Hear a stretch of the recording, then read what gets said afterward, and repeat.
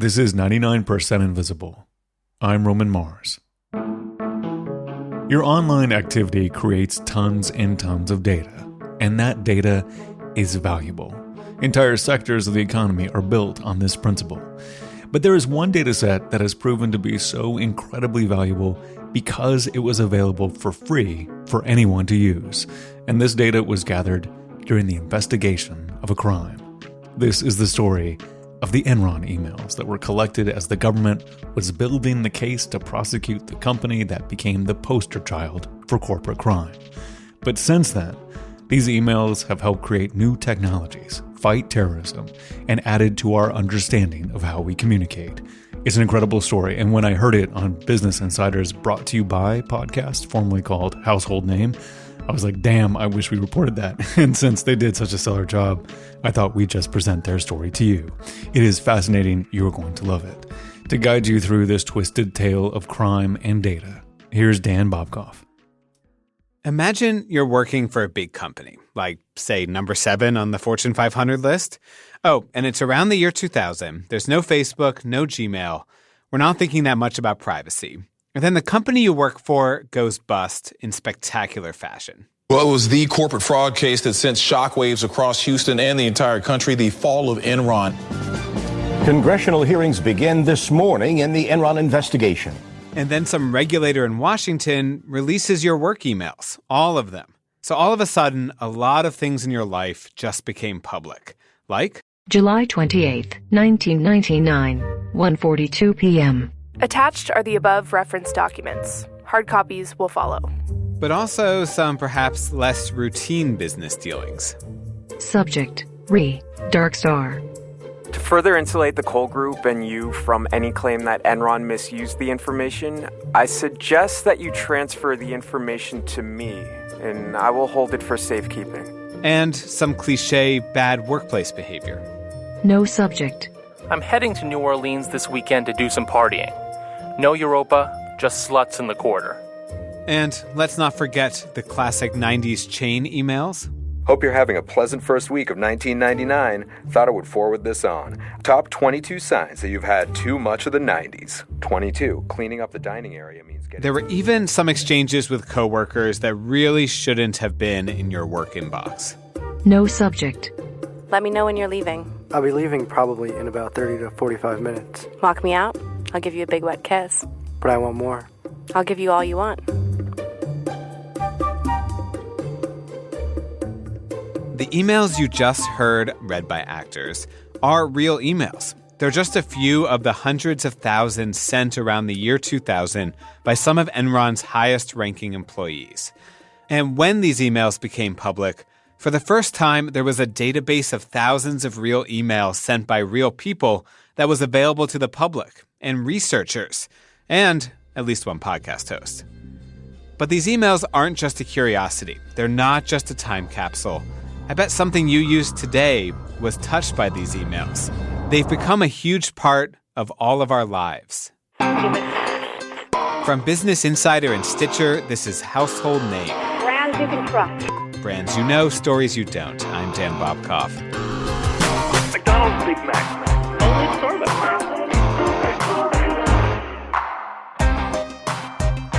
Enron collapsed because of greed and corruption and fraud. But the emails Enron employees sent and received have had an astounding afterlife. They were used to create Siri and develop spam filtering and artificial intelligence. They've helped us understand gender and power. But at what cost? What happens when so much of our technology is based on the writings of some fallen energy tycoons? And should the emails have been released in the first place?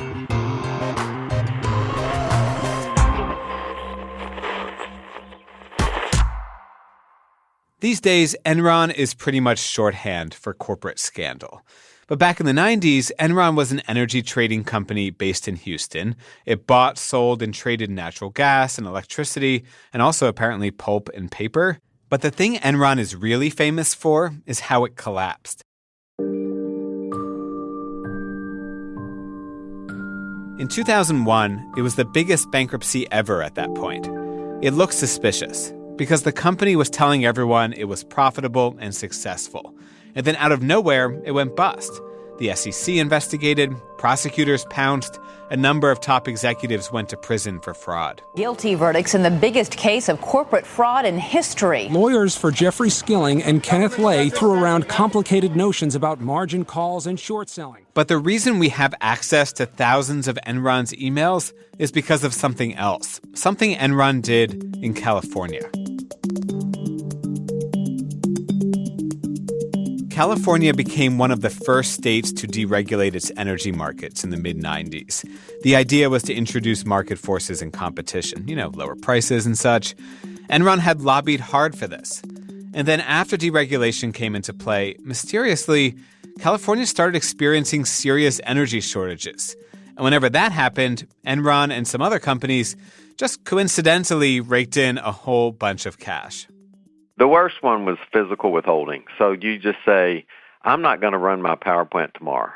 Pat Wood was an energy regulator with FERC, the Federal Energy Regulatory Commission. It was his job to help investigate this. Now, no one was dumb enough to say, I'm not going to run it so I can make money off of a scarcity price. But that's what happens. I mean, when you don't run your power plant, which they were obligated to do. Wood says power suppliers would overplay maintenance issues, exaggerate problems so they could shut down their plants. What kind of smart engineer is going to actually go question that? I mean, you really had to get people under oath to really figure all this out.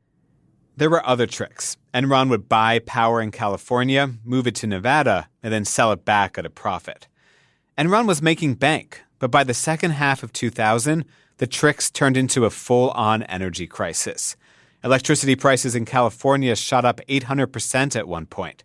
There were rolling blackouts affecting more than 1 million people. Now, Pat Wood is a free markets guy. He was all for deregulating California's energy market. But what Enron did with that freedom is not what he had in mind when he was promoting free markets. I'm a big, passionate defender of competition, but boy, I'm ruthless against people who, want to F it up. So FERC investigated Enron and the market manipulators, and through the investigation got tons of documents, like these memos describing in detail how Enron planned to manipulate the California markets to make lots of money. And they were really pretty shocking. I mean, for one who loves competition and markets, it just kind of made me nauseated because I thought, man, is this the enterprise that I helped create? Was this house of cards? I mean, this is ridiculous. So I walked down the hall and showed it to my other 3 commissioners, and I said, I got a problem with this. During the investigation, Pat Wood and FERC were mostly focused on the memos, but they had also gotten a whole lot of emails from Enron. It was huge. It was thousands of, I don't remember if it's terabytes or whatever the word after tera is, but it was huge. So what were you finding in these emails that you wanted people to see? 95% of them were about nothing that we were interested in. But it's hard to read. I mean, it was huge amounts of emails. So the other question was, there might be something that somebody finds here from reviewing this stuff that we might have missed. FERC had to decide what to do with all this data. In 2003, Pat Wood was pissed about what Enron had done, so he kept thinking about transparency. Just put it all out there and let the public see what the company did. But I'm sure behind the scenes, it must have been a hard decision to decide whether to release all these emails with all this personal information and irrelevant things. I will tell you honestly, Dan, that issue was not front and center as much as it would be today, for example. So Pat Wood and the FERC commissioners made a fateful decision. They just dumped the entire email archive on the internet. All the Enron emails about gas trading and meeting scheduling, and also the divorces and affairs and talk of parties, it was all there. I've heard different versions of what happened next. Some people say the emails were cleaned up, that someone went through and got rid of social security numbers and bank account info and stuff like that. Other people say Enron employees were actually given a chance to go through and flag things they thought should be redacted. But either way, Pat Wood admits FERC didn't try that hard to clean the emails up. And then after they were public, he just kind of forgot about the emails, until I called a few weeks ago. And so what did you think would happen when you put all these emails out in the world? Never dreamed. I mean, when you told me, when we talked last week, when you told me what had gone on, I can't tell you how much I've been looking at on the web since you pointed me in that direction. There is so much on the web about this information, and I had no idea what would come of this.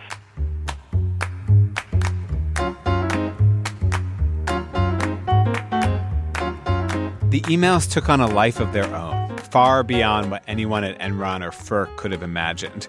Artificial intelligence, voice assistants, counterterrorism software, all have roots in the Enron emails.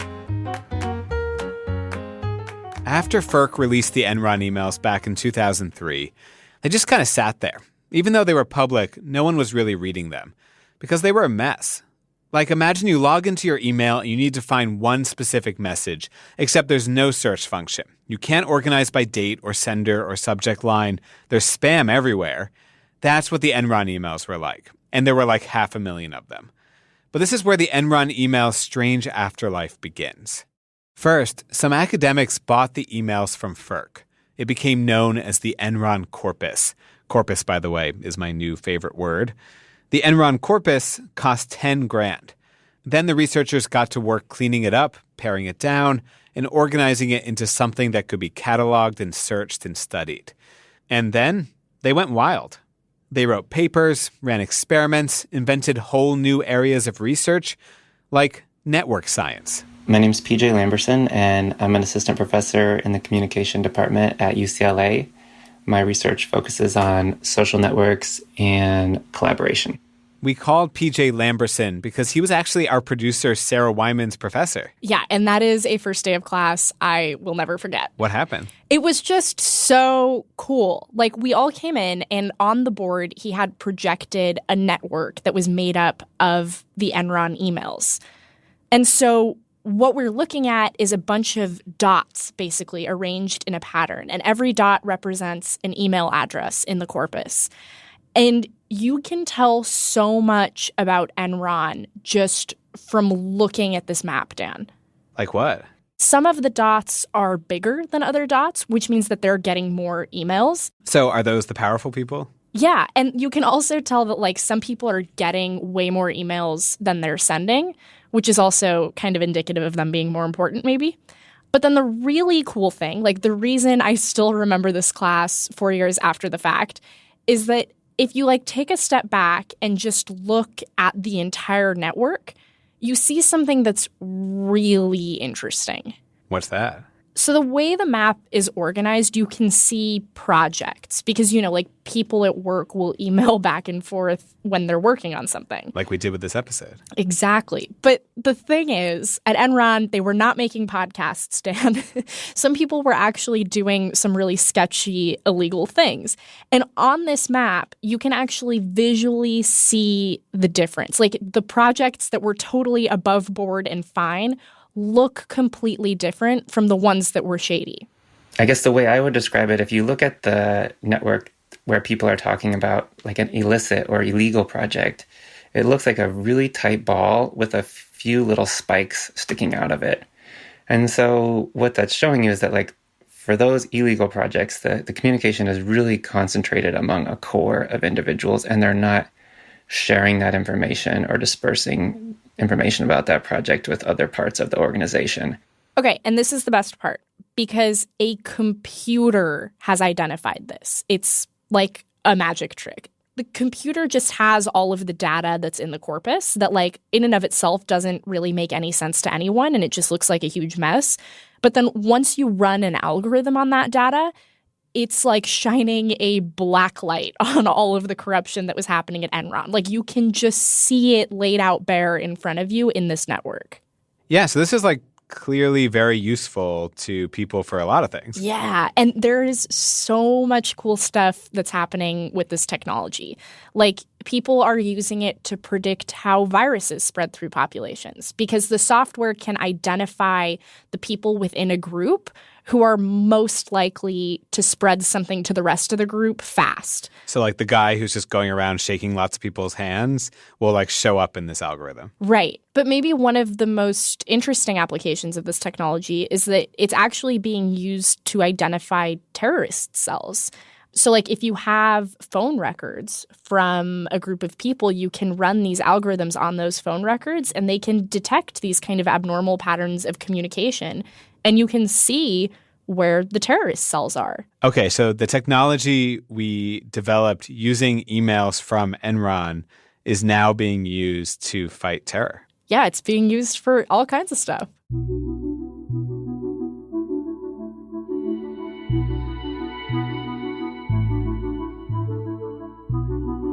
The Enron emails have been a huge opportunity for researchers like Sarah's professor. They're publicly available. There's no copyright. Researchers can swap them between institutions because no one owns them.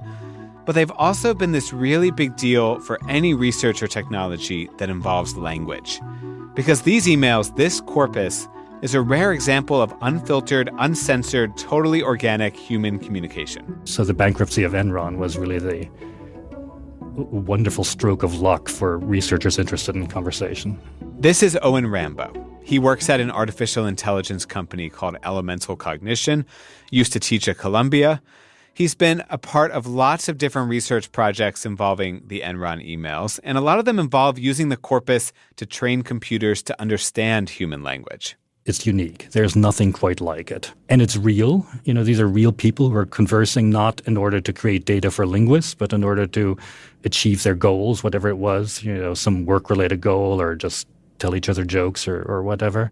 Before the Enron emails, researchers like Rambo mostly had to work with stilted conversations or text from old newspapers. One typical example is that students are brought into a lab and play a game against each other and engage in conversation as part of the game playing. So they're real conversations, but they're very limited and they're not naturally occurring. But these Enron emails were what people really say to one another, especially when they don't think anyone is reading over their shoulder. And they've taught Rambo and computers a lot about how humans communicate. Like based on syntax and word choice, you can predict if an email sender is male or female, a boss or an underling. Bosses write shorter emails. Male bosses tend to write direct emails like, give me the report by Monday. Female bosses tend to say things like, would you be able to finish the report by Monday? I can say something like, it's hot in here, and it can either be a speech act to inform you of this fact, or it can be a speech act to request of you that you turn on the air conditioning. It is hot in here, I'm sorry. Yeah. It's actually okay. Yeah. These are the kinds of problems that cause bugs in artificial intelligence. Machines aren't great at interpreting nuance or tone or intent. They need practice, and the Enron corpus is like one giant perfect training ground for developing those skills. It's helped train spam filters. Hey, the Enron emails had a lot of spam. We can connect you to the world's rich and famous. Capture the attention of millionaires. A unique marketing The emails played a role in the development of Siri.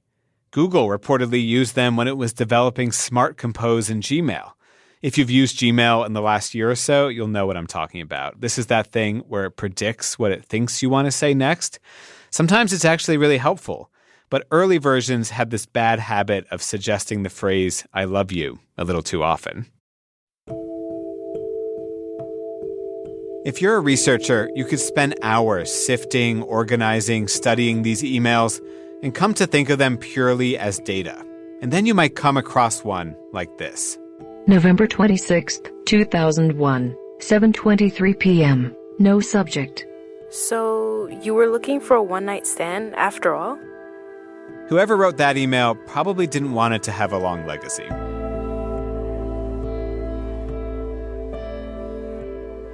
Did you feel any ethical qualms using the Enron emails? I relied on the process having worked. The process being that people were given the chance to withdraw emails. This said, I had my doubts because in one of the releases, the very first email you saw was a very personal email, which probably the sender didn't, or the receiver more likely didn't want spread around. A few years ago, Owen Rambo was on a train in Texas. He and his husband were sitting in the dining car. And we started talking to the people who were added to our table, and they were from Houston. And I was working on Enron day in and day out, so I just said, oh, did you work for Enron? Just like that. And the guy said yes. It was kind of like meeting a celebrity. This guy was one of the 150 in the corpus. And that was just sort of such a fascinating weird coincidence. And it reminded me that this corpus, which, we give to our computers and run through algorithms and reduce to numbers and correlations, there really are real people at the other end, and you can meet them in Amtrak trains in Texas. And we then gossiped a little bit about other people who were mentioned in the Enron corpus who sort of almost seemed like people I know. So much of what we know about the world and how it works was somehow learned through this corpus. So much of our technology was developed using the corpus. But Owen Rambo is right. These aren't just data points. These aren't just emails. They're real people at one energy company at one period of time right before it went bust. And that raises all sorts of red flags. More about that after this.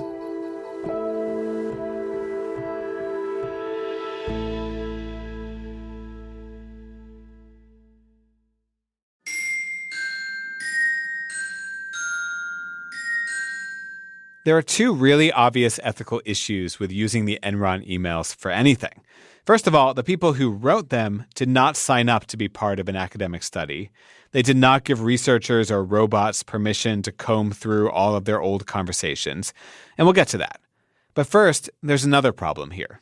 The biases of the people writing the emails could become the biases of the AI system that's trained on them. Amanda Lewandowski teaches at NYU and studies how bias creeps into technology. And she's worried that a ton of our artificial intelligence is based at least in part on the emails written by 150 people at an energy company that went bust because of fraud. First of all, they're not geographically representative. A lot of those emails were from people based in the Houston office. It's not going to be representative in terms of corporate culture because it was a Houston-based oil and gas company. And because it's 150 senior executives at this company, you're not going to have the kind of gender or racial diversity that you might expect at a different sort of company. And if you're looking for evidence of this bias, you don't have to look any further than the emails themselves. Like there's this one email chain where someone sends an article about Bill Clinton's dog Buddy getting hit by a car. The Enron official writes back, "That is a shame for the dog. I'm very happy about Clinton's grief." There are emails about taking on the World Wildlife Fund. Subject: WWF. Remember, this is the group that publicly announced that Enron has gotten away with murder for years, and we are going to get them. These are the emails underpinning a lot of our artificial intelligence. If there are misogynistic jokes or shows of power in particular emails, those same implicit biases can become encoded in the AI that's trained on that corpus. Computer scientists tend to put this another way. They call it garbage in, garbage out. So who wrote this stuff? I wanted to talk to someone who worked at Enron at the time, who actually wrote some of these emails. All the names are there. And I found that a lot of them list Enron as a former employer on their LinkedIn profiles. So I started calling. And I hit a lot of dead ends. We're sorry, you have reached a number that has been disconnected or is no longer in service. If you have reached While I was searching, though, I met someone else who was obsessed with the emails, a guy named Sam Levine. He's an artist and educator who has used the Enron emails in his own work. And his art deals with these questions. It forces people, like me, to really think about why reading through the corpus makes us feel so uncomfortable. So one of my favorite series of emails to read from the archive is between two people who were married and they both worked at Enron, and they're going through a divorce because she cheated on him, I think. And you can read their whole sort of correspondence. And what do you see in these emails? It's stuff like, I saw you today from a distance and I thought about what we used to have and I'm so sorry and I hope we can be friends again one day, and stuff like that. Right? Do you feel like you're watching a relationship disintegrate? Yeah. It's also something you shouldn't read, really, It's invasive. Yeah, I mean, there's something I feel kind of dirty reading these emails, even though it's so long ago, it's been public for so long. Yeah. And yet it feels like, am I just a voyeur here? It is very voyeuristic. I tried to reach that couple Sam Levine was talking about, to ask them how they felt, but I got a voicemail. Hi, Dan Bobkoff calling from Business Insider in New York. Eventually, I reached the guy by email. He said he's not angry about his emails being released, but he didn't want to do an interview. Sam Levine, the artist, has been living with these emails for a few years now. Along with his colleague Tiga Brain, he used the emails as the basis of an experimental art project. So our project is called The Good Life.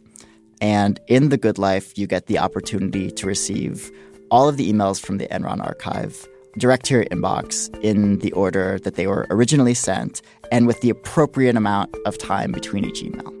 Apparently, a few hundred people have signed up to get their actual inboxes clogged with old Enron emails. Levine even did it himself. Do you have this on your main email account? Yeah. Is that, and it's like not filtered or anything? No. So I read every single one. Oh my God. How much time do you spend a day on this?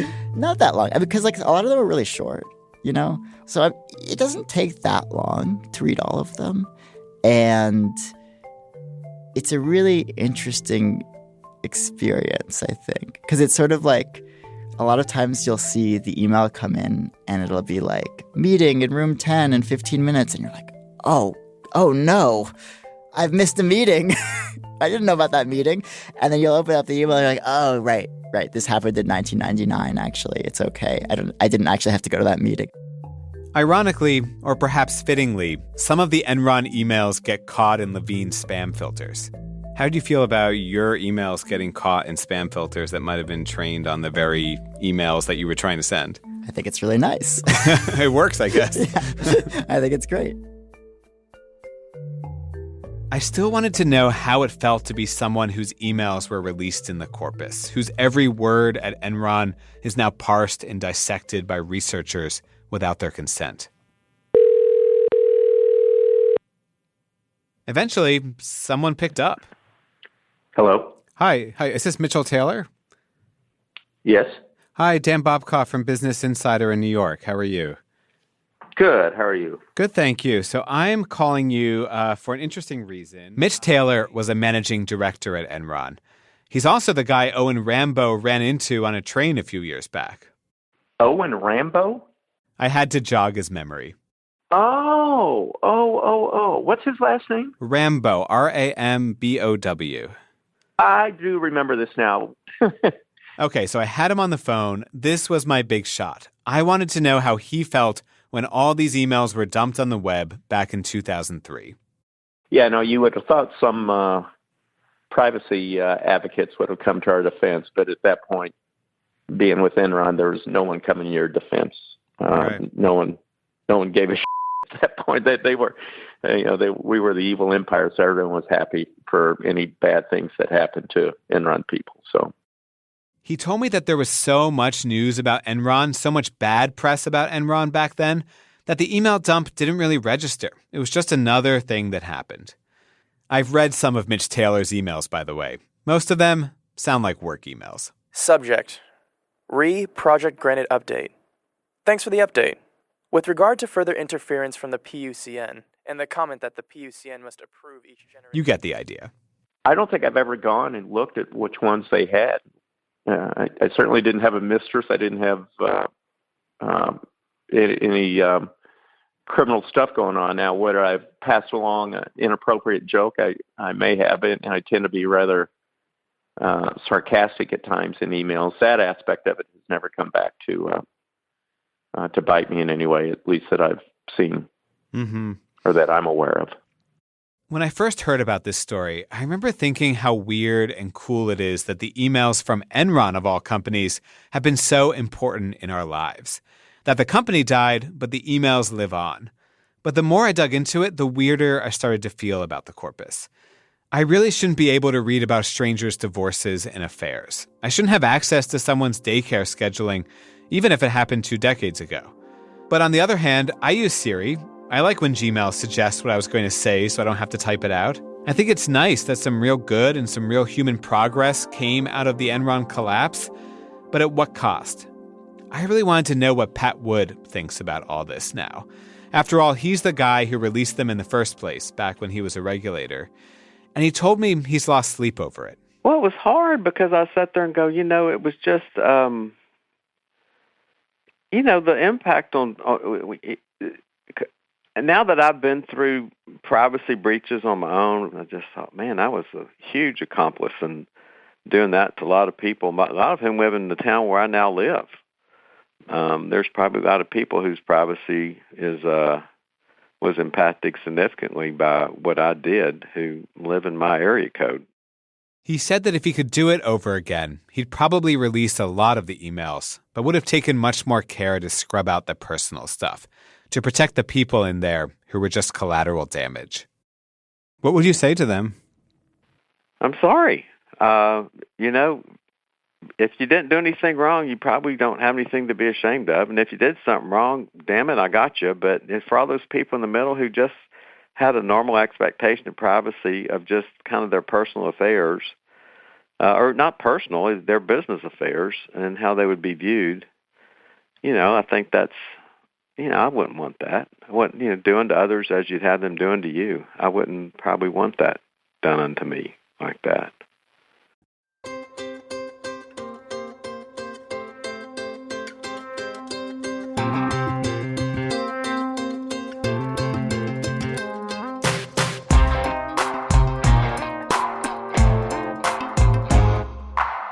This episode was produced by a bunch of people who had email addresses in the early 2000s, like musicmunchkin07 at yahoo.com, Padula at comcast.net, and lovetoswim at verizon.net.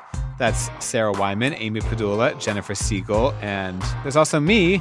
I think I was Critical Eye at AOL.com for a bit there. That was Dan Bobkoff. The show is called Brought to You By. It is excellent. It is produced by Business Insider. We'll have a link in the show notes and on our website, 99pi.org.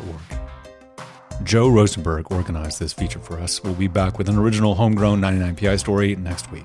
See you then.